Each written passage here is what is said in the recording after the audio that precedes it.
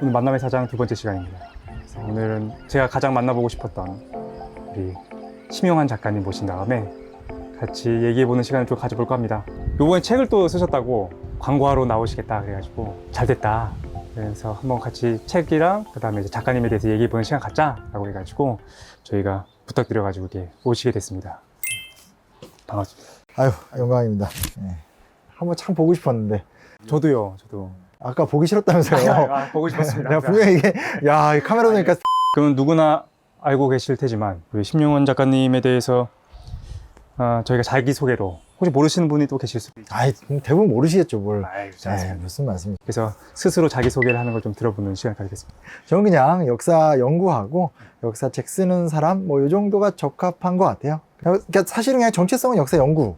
지금도 뭐, 한국 현대사 전공 과정 중에 있고, 그래서 원래는, 그게 핵심이라고 정체성을 생각하는데, 뭐 어떻게 기회가 돼서 책을 계속 쓰고, 최근에 뭐 방송, 강연 이렇게 활발하게 하면서 사람들 많이 만나고, 뭐 이런 입장에서 즐겁게 살고 있습니다. 다른 곳에서 이렇게 소개하시는 걸 보니까 진짜 여러 가지를 하시더라고요. 그래서 가장 대표적으로 이제 작가, 그 다음에 이렇게 표현도 하시던데 젊은 역사가, 그 다음에 역사계 아이돌, 뭐 이런. 그렇죠. 그리고 내 입으로 얘기하니까 진짜 부끄럽다. 제가 먼저 하고 다녔던 얘기는 아닙니다. 오해하시면 안 됩니다. 예. 그 다음에 역사 앤 교육연구소 네. 소장님이시기도 하고 네, 네. 성공회대 지금 외래 교수 학생들 가르치고 있고요. 역할이 굉장히 다양하신 것 같아요. 그 중에서 요게 내 정체성에 제일 가깝다 그런 건 또 어떤 거예요? 저의 정체성이 제일 가까운 건 어찌됐건 작가, 역사책 쓰고 또 그렇게 만들어진 컨텐츠로 뭐 공연을 한다라든지 답사를 한다라든지 그게 저한테는 제일 즐겁고 행복한 일이겠죠. 네. 요즘 근황을 뭐 간단하게 한번. 근황은 잘 지내고 있고 잘 지내고 있어서 제가 여기까지 오게 된 것 같고요. 예.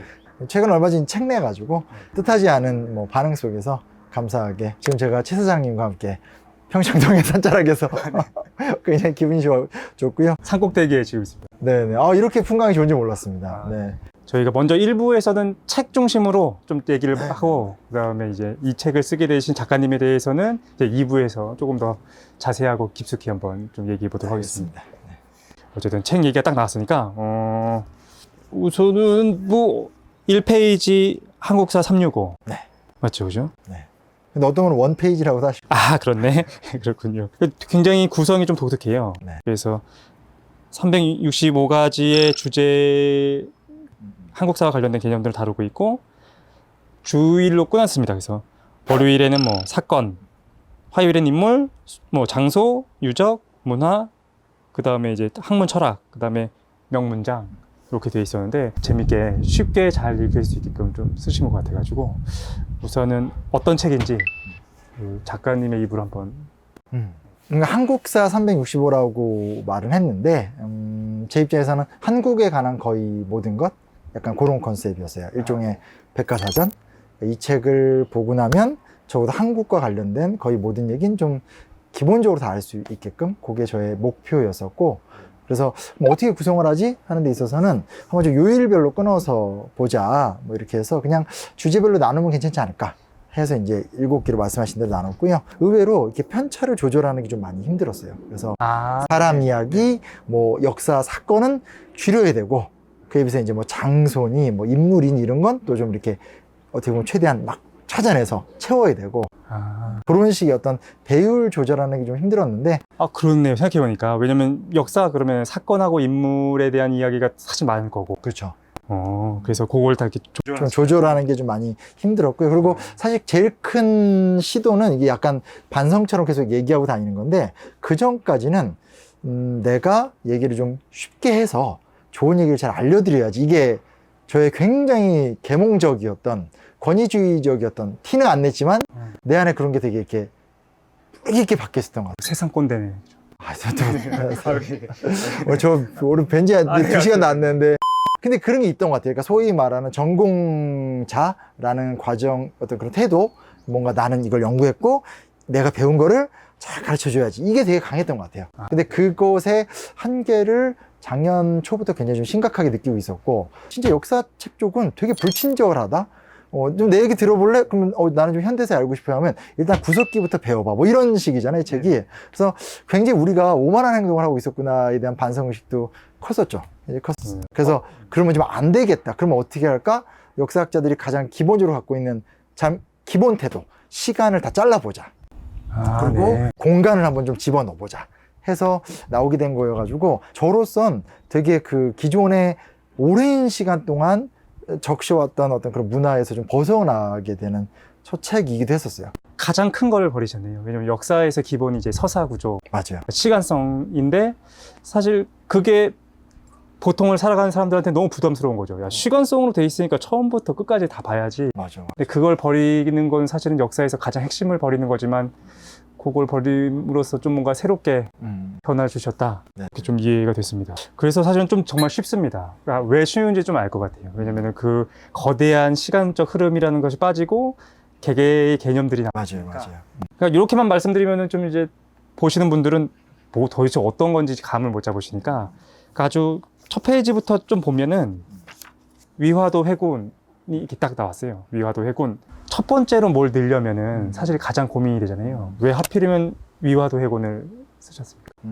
요거는 그냥 사적인 욕구였는데, 제가 보기에는 가장 오해되는 사건, 그리고 좀 재평가를 제대로 해야 되는 사건이 위화도 회군이 아니었을까. 위화도 회군이 어떤? 위화도 회군은 이제 조선이 세워지게 된 사건인 거죠. 그래서 이성계라고 하는 아웃사이더 1, 그리고 정도전이라고 하는 아웃사이더 2가 연합을 해서 자기들을 아웃사이더로 만들었던 조선이라는 나라를 무너뜨렸던 사건이라고 좀 뭐 볼 수 있죠. 그러니까 고려에서 조선으로 넘어가는. 네. 근데 제가 아웃사이더라는 말을 쓴 게, 예를 들면 이성계하면 우리는 그냥 조선의 왕 정도로 대부분 많이 아시지만, 이성계는 사실은 난세가 아니었으면 등장할 수 없었던 무장이었고, 고려시대 때는 묵과 시험이 없었어요. 그러니까 조선은 막 이순신 하면 묵과 시험 보잖아요.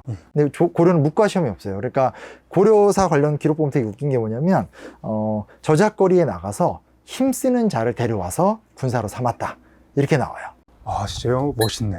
멋있는 게 아니라 진짜 완전 그거는 무인에 대해서 진짜 무시하는 행동인 거죠. 아, 그런가요? 네. 아무튼 그랬던 시대이기 때문에 사실은 좀 고려 사회에서는 좀 무시하던 사람들이에요. 근데 고려는 그 무신들의 시대 아니었나요? 그러니까 열받으니까 네. 우리 이렇게까지 차별할 수 있어? 하면서 이제 들이받고 나타났던 사건이 이제 무신 정권의 시대가 딱 가게 되는. 그러니까 왜 그런 시대가 나왔냐라는 거는 그만큼 이제 자기들이 이렇게 찍어 누르니까 열받으니까 이제 들고 일어나게 되는 그런 과정이 생긴 거고, 이성계가 또 출신지가 함경도인데, 지금은 뭐 함경도 하면 북한이니까 감이 솔직히 안 오잖아요. 근데 그 당시엔 함경도 하면 정말 한반도 전체에서 굉장히 무시받고 천대받던 지역이고, 왜냐면 여진족 같은 야인들이 많이 살기 때문에 그쪽 출신이라는 거 진짜 안 쳐주는. 그러니까 사실은 이성계 같은 사람이 왕이 된다는 건 진짜 충격적인 사건이었고, 난세라는 혼란기가 있었으니까 이 사람이 막 전쟁에서 군공도 세우고 이러면서 커갔기 때문에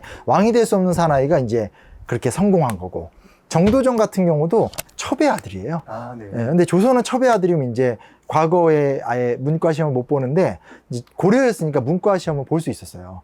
근데 문화적 차별은 되게 심했거든요. 저런 첩의 아들. 또 이제 지방 출신이니까 또 지방에 있는 사람도 이렇게 되게 무시했었거든요. 그랬는데 그 둘이 이제 그걸 다 딛고 일어나가지고 나라를 세웠던 사건. 그게 위화도 회군이거든요. 아, 네. 근데 그걸 너무 우리가 좀 이렇게 그냥 단순한 군사 쿠데타 정도로 생각하는 게 좀 아쉬워서 제가 좀 첫 장에 좀 넣어봤죠. 그리고 그런 아웃사이더였기 때문에 나라를 세우기 전에 먼저 토지 개혁을 쫙 해서, 요즘 말로 말하면 이제 소위 말하는 경제 민주화를 해서 백성들을 이게 잘 살게 만들어 주고 나라를 세웠는데, 그거는 진짜 우리나라 사람들 국뽕 좋아하잖아요. 네. 근데 의외로 이게 국뽕으로 별로 안 알려진 부분이라고 저는 생각해요. 동아시아 역사 전체를 다 꼼꼼하게 검토해봐도 어떤 사람들이 혁명을 일으킬 적에 아예 토지 개혁을 해서 백성들의 농토를 다 마련해주고 나라 시작한 경우는 유일무이하거든요. 아, 네, 그런 부분에서 너무 좀 매력적이기도 하고요. 말씀을 너무 재미있게 하셔가지고, 아, 재밌는 얘기 조금만 더. 뭐 우자고한 얘기이기도 하고 진지한 얘기이기도 하지만, 제가 그 TVN 드라마 아주 히트쳤었던 공유의 도깨비, 아, 도깨비네. 거기 제가 출연자 나왔었거든요. 도깨비로요? 예.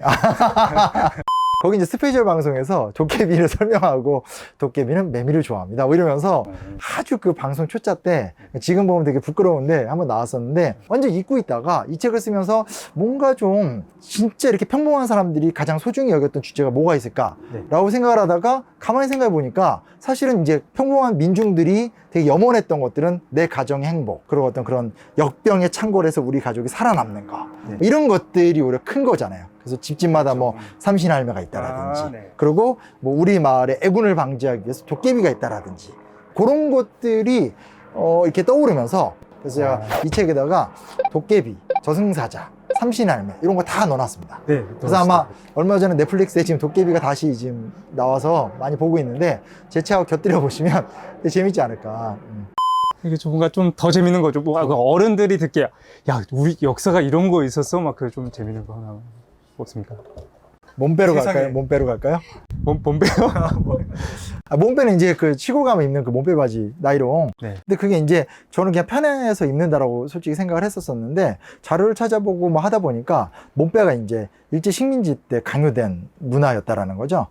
진짜요? 그러니까 전쟁을 해가는 과정인데 전쟁을 하면 물자가 부족해지니까 그 과정 속에서 당연히 면화의 생산도 부족해질 수밖에 없고 하니까 그 전까지는 다 이렇게 면을 짜서 한복을 입었다라면 그냥 이렇게 석유화학으로 나이롱으로 이렇게 뽑아서 입히는 게 돈이 덜 드니까 몸빼를 강제로 입힌 거예요. 그래서 맨 처음에는 그걸 안 입으려고 하고 한복을 입고 일을 하니까 벌금을 매겼어요.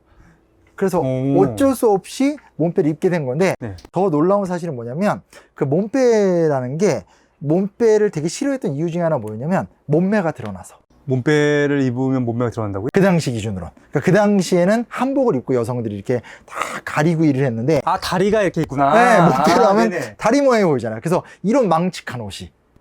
그래서 그 당시에 몸빼를 거절했던 핵심적인 이유 중에 하나는 그 어떤 내가 여성인데 내 여성의 몸매를 이렇게 드러내도 되냐. 이게 논란이 됐으나 결국은 일본의 강압적 정책에 의해서 몸빼가 지금은 시골의 문화유산으로 자리 잡게 됐다.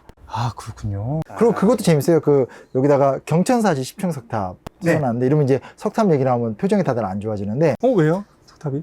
탑 좋아하세요? 탑 좋아하죠.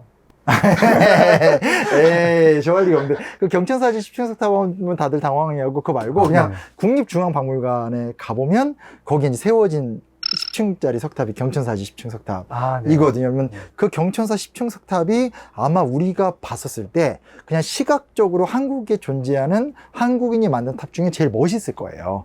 그래요? 아무것도 모르고 그냥 이렇게 딱 보면 와 이렇게 왜냐면 규모가 굉장히 크고 되게 멋있게 딱 돼 있거든요. 근데 재밌는 게 뭐냐 책에 나오지만 그걸 만든 사람들이 누구냐면 기황후의 이제 일가 사람들이에요.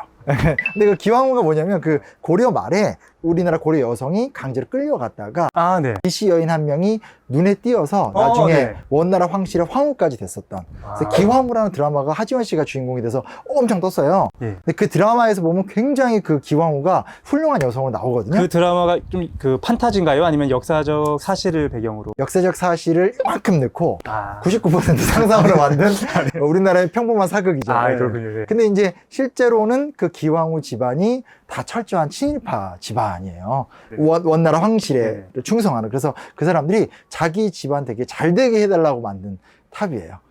그래서 여기 약간 세 가지 이제 상식이 충돌되는 건데 이게 제 나름대로 장치인 건데 실제로 이제 뭐 보면 이제 그런 거죠. 그냥 아무것도 모르는 상태에서 엄마 손에 끌려서 중앙박물관에 가보면 야 멋있네. 우리나라 약간 이런 게 있네. 이거 그다음에 사극을 보면 되게 야 기왕후 되게 멋진 여성이야 했는데 이제 요 책을 보고 나면 뭐 개인적인 성공 스토리일지 모르겠으나 사실은 그 집안이 철저하게 그 친원파.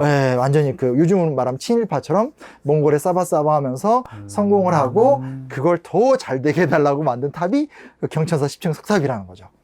그걸 알고 보면 이제 좀 또 느낌이 다르게 되는.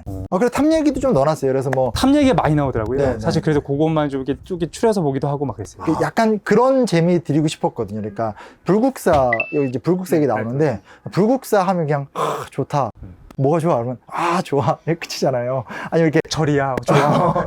예뻐 그리고 사진 찍고 그리고 그렇죠. 대부분 불국사 가면 사람들이 이렇게 그 위에 전각 나무로 된 부분 보고 좋아하시는데 그건 이제 18세기에 만들어진 거고 아, 네. 실제로 신라인들이 만들어 놓은 건 그 돌들이거든요. 밑에 기단부들. 그리고 이제 그러니까 되게 단순한 게 뭐냐면 상승감과 안정감이라고 그래서 그냥 이렇게 상승감은 이렇게 높여지는 듯한 느낌이고 안정감은 이제 안정한 느낌인데 상승감이 되게 지나치면 건축물이 불안해 보이고 또 안정감이 너무 강조가 되면 상승감이 없거든요. 아, 그러네요. 네, 그렇잖아요. 네, 그러니까 그래서 상승감과 안정감이라는 두 개를 잘 맞춰주면 이게 되게 기가 막힌 조형물이 되는데 아, 불국사 안에 있는 우리가 그렇게 좋아하는 그 바로 그 불국사 3층 석탑, 네. 석가탑이 이제 소위 말하는 그 동아시아의 3층 석탑 중에서 상승감과 안정감에 있어서 최고의 비례미를 자랑한다. 하면 이제 그렇게 가면 이제 그전에는 그냥 좋은 느낌이었는데 이제 단어 두 개만 알고 있어도 이게 뭐 애가 있다라면 야, 봐봐 이게 지금 뭔가 이렇게 올라가는 느낌 나지 이걸 상승감이라고 해. 집에 갈래! 좋다고 강요받은 거를 조금 알고 가서 보면 진짜 그 느껴지는 매력이 좀 있어서 그런 것 좀 최대한 한번 넣어보려고도 얘기를 했고요. 진짜 그 아는 만큼 보이는 것 같아요. 정말로 그 작가님처럼 내용을 알고 가서 보면 다 재밌을 것 같긴 해요.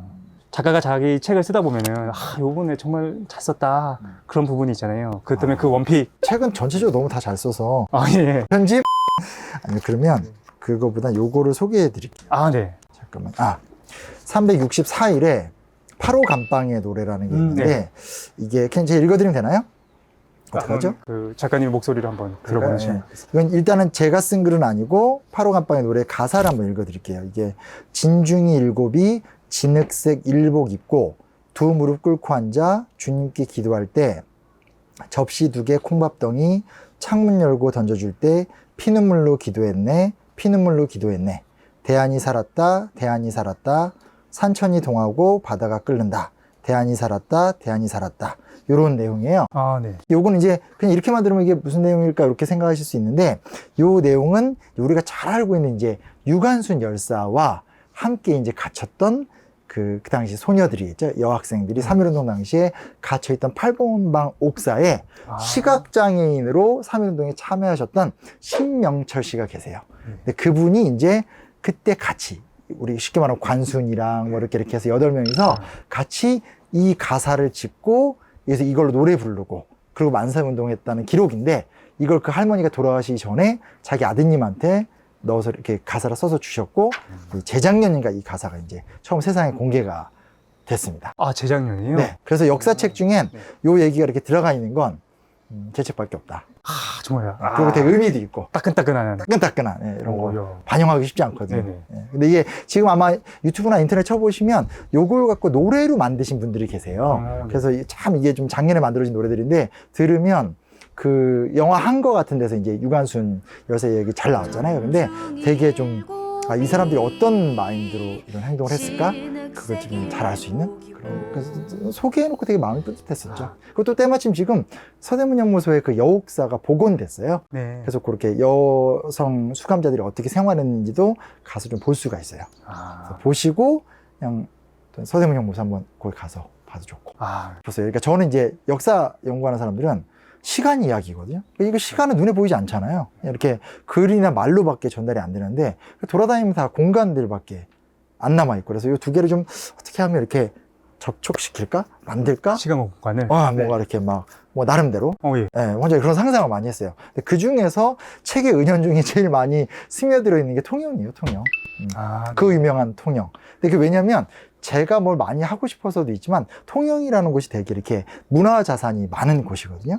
그래요? 네, 그래서 통영이 이제 상도수군 통제영의 준말이에요. 임진왜란 때 이순신 장군이 이제 그 군영을 다 이렇게 모아서 쉽게 말하면 해군 본부를 그래요? 통영에 만든 거예요. 줄여서 그게 아예 지명이 돼서 통영이 된 거예요. 네. 그래서 거기 가보면 한 번도 그런 거 생각을 못 해봤네요, 그죠? 그렇죠. 그냥 뭐 통영 하니까 통영이죠. 예. 가보면 이순신 공원이라고 있거든요. 이순신 공원 진짜 예쁜데 그 앞에 이렇게 막 바다가 있고 섬들이 있어요. 근데 제일 중요한 게 뭐냐면 그 바다가 중요해요. 왜 중요하냐면 이순신 공원에서 마주보는 섬이 그 유명한 한산도고 그래요? 그 바다가 그 유명한 하객진을 펼쳐서 한산도 대첩을 통해서 이제 왜군을 무찌른 바로 그 바다예요. 야, 공원 만드신 분이 진짜 역사적인 어떤 이해가 있 포지션이 기가 막혀요. 그래서 그렇게 통영이 이순신의 숨길을 하나 흐르고, 또 한편에선 제가 10대 때 되게 좋아했던 거긴 하지만 그 시인 유치환이 네. 그 이영도라는 사람을 막 사랑해서 뭐 행복이란 네. 시 막, 근데 그게 통영 우체국에서 그렇게 써서 보냈다고 여기도 하거든요. 실어 놓으신 것 같은데. 맞아요, 맞아요. 네. 유치환의 한 여성을 향한 사랑도 느낄 수 있고, 아. 그 뒷골목으로 쫙 들어 올라가면 쭉 올라가는 길에 이 담벼락에 토지의 그 문구들, 소설 토지의 문구들이 계속 나와요. 왜 나오냐면 그 끝자락에 박경리 선생 생가가 있어요. 아, 그래요? 네, 그래서 네. 그렇게 문학의 길도 있고 이제 그런 어떤 공간이 막 엮여져 있거든요. 그런 뭐 이순신도 느낄 수 있고 현대 문학을 좀 느낄 수도 있고 뭐 그런 일화들을 이제 제가 이렇게 어떻게라도 이렇게 좀 넣어놨어요. 그 내용 나왔던 것 같아요. 그 통영 내려가는 길에 이 책 읽으면서 가면 된다. 그 해외여행 못 가게 됐잖아요. 그러다 그렇죠, 보니까 그렇죠. 많은 분들이 이제 국내 여행 막 다니시는데 생각해보면은 그 국내 여행이 재미없다고 말씀하시는 분들이 특징이 뭐냐면 그 유럽이나 파리나 막 그런 데 가면 막 역사적인 거 있고 막 그런데 한국은 사실은 가도 막 비슷비슷하다라고 말씀하시잖아요. 근데 저도 사실은 그렇게 생각했었거든요. 근데 지금 말씀 들어보니까 아, 요런 숨겨져 있는 내용들에 대해서 좀 알고서 가보면 아, 이게 참 파리나 뭐 런던이나 막 그런 데 갈 게 아니라 여기 가는 것도 맞아요. 충분히 볼거리가 있겠구나 그러니까 생각했어요. 절은 산 골짜기에 있잖아요. 그리고 서원은 그냥 일반 땅바닥이 있거든요. 땅바닥. 서원도 산에 있지 않나요? 아니요. 서원은 주로 그냥 강어기에 있어요, 보통. 강어기에. 이게 차이가 뭐냐면, 불가에선 어쨌건 수행이라는 것은 어쨌건 그런 깊은 노력이 필요하잖아요. 그러니까 일단 절까지 가더라도 이렇게 좀 정진의 길을 가야 되는데, 사실 이거는 이제 어떻게 보면 이제 스님들보다 유학자들이 그런 컴플렉스를 갖고 있었던 건데, 니네들이 생각하는 돈은 너무 힘들어. 우리가 추구하는 유교적인 돈은 모든 인간이 할 수 있어. 그래서 일부러 산골짜기가 아니라 강어기의 절경에 낙동강 예쁘게 흐르고 옆에 병산 같은 산 쫙 있는 상태에서 대신에 서원이 이렇게 평지에 빳빳하게 세우는 게 아니라 약간 오르막길로 이렇게 건설해요. 아, 그러니까 그래서 조금만 노력하면 성장할 수 있는. 그래서 그래놓고 그 안에 들어가서 앞을 바라보면 뒤에 유교 제사 사당이 있고 같이 공부하는 공간이 있고 이렇게 그쪽에서 공부하고 뒤를 돌아보면 지금 이곳처럼 아름다운 뭐 병산이나 이렇게 막 낙동강 줄기를 볼 수 있어요. 그래서 그거를 모르고 가면 아, 뭐 규모도 작고 이거 뭐 뭘 봐야 돼 이런데 하나만 서원의 원리를 알고 가서 봐도 제가 이제 사적으로 항상 추천하는 게 그 어디냐 대구 달성구에 있는 도동서원 이렇게 꼭 가거든요. 꼭 가봐라. 너무 좋아요. 왜냐면 그 고개 넘어가기 전에는 보리밭이 너무 예쁘고 넘어갈 때 낙동강 하류가 쫙 보이고 넘어갈 때 그 계곡 위에서 도동서원 전체가 보인 다음에 내려와서 제가 말한 대로 걸어 올라가면 서원의 그런 어떤 인간됨에 대한 길, 그리고 반대로 뒤를 돌아보면 자연과 보타고자 했던 인간의 의지 이런 게 어우러져요. 그래서 그런 걸 조금만 알고 보면 너무너무 재밌는데 그러니까. 그거를 이제 뭐 안내판이 있는 것도 아니고 저같이 소위 말하는 그 역사 꼰대들이라는 사람들은 얘기도 안 해주고 이런 게 좀 있는 거죠. 공부하기 귀찮으니까 언제 가실 때 저 좀 데리고 가시죠.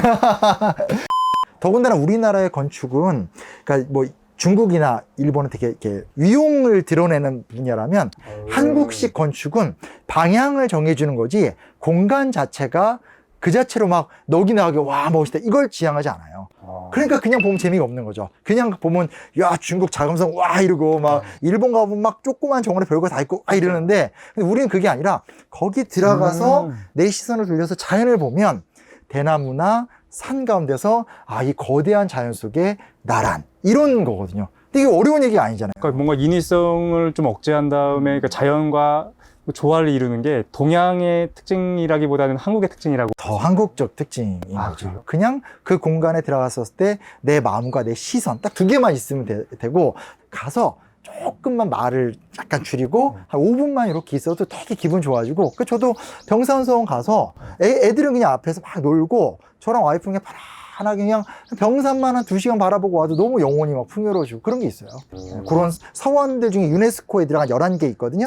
그 서원들은 다 가볼 만해요. 아, 그래요? 네. 사찰은이나 뭐 절은 우리가 가는데 그렇죠. 서원은 잘 안 가잖아요. 특히 사찰제로 또 유용준 선생님이 많이 소개도 해주셨는데 그동안 좀 유교문화 자산을 우리가 좀 많이 못 누린 게 있어서 저는 조금 그쪽에 역점을 좀 두기도 해요. 절은 근데 원래 그 국가가 어떤 문화재니까 항상 개방하잖아요. 서원도 항상 개방된 우리가 막 막 들어갈 수 있는 거예요? 아니면은 6시 전에 다 들어갈 수 있어요. 그렇군요. 요즘에 관리인 다 계세요. 그래서 네. 그분이 가서 아주 구성지게 막 이렇게 말씀해 막 주시고. 이렇게 막 야사 같은 이제 사실을 확인하기 힘든 얘기들 같이 해주시고 그래서 막 재밌는 얘기 되게 많이 해주세요. 그래서 진짜 황당한 게 그때 도동서원 갔더니 어르신이 얘기하더니 이쪽 들어가면 동제서재라고 해서 동쪽과 서쪽에 기숙사가 네네, 있거든요. 기숙사. 근데 이쪽이 좀 달라 보이지 않아요? 그러니까 진짜 좀 달라 보여요. 근데 봤더니 이쪽은 좀 돈 많이 내는 집, 양반 자제들 공부하는데 이쪽은 이제 평민들 딱 그 격차가 있더라고요. 그래서 그런 거 이제 현장에서 막 얘기해주면 그건 이제 진짜 리얼리티가 오는 거죠. 그런 재미도 있어요. 그게 모든 게 그런 거예요. 책 안에 하나로 다 완성해야지 라고 하는 책은 너무 무겁고. 맞아요. 근데 이제 말씀하신 것처럼 이 책은 그 내가 경험을 무엇인가 할 수 있게 하는 그 계기가 된다는 점에서 좀 가볍지만 내 삶에 정말 도움이 되는 책이다. 그런 생각이 좀 들었습니다. 이거 하루 종일 좀 들어도 재밌을 것 같은데 너무 말씀을 재밌게 잘해 주셔가지고 책 얘기는 일단 이 정도로 좀 정리를 하고 우리 2부에서는 이렇게 좀 매력이 넘치시는 우리 심용환 작가님이 어떤 분인가, 뭘 하시고 어떤 거를 생각하시고 뭘 먹고 뭘 하시는지 네, 그런 걸 좀 알아보는 시간을 갖도록 하겠습니다. 일단 2부에서 찾아뵙는 걸 하겠습니다. 고생하셨습니다. 아유, 감사합니다.